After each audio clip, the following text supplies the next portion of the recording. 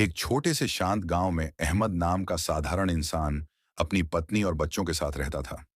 जिंदगी कभी आसान नहीं रही।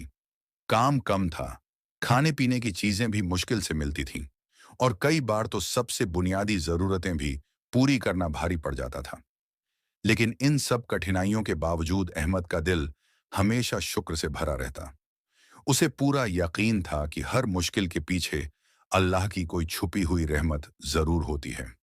रमजान की हर शाम अहमद अपने परिवार को छोटे से लकड़ी के मेज के चारों तरफ बिठाता। बस कुछ खजूर, थोड़ा पानी और दिल से किया गया शुक्र का दुआ, इन्हीं के साथ वो रोजा खोलते।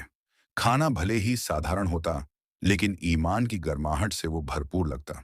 बच्चे अक्सर पूछते, अब्बा, हमारे पास इतना कम क्यों है?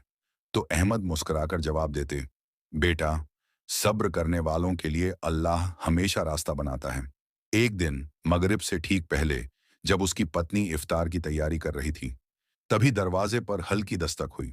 अहमद ने दरवाजा खोला तो सामने एक अनजान आदमी खड़ा था।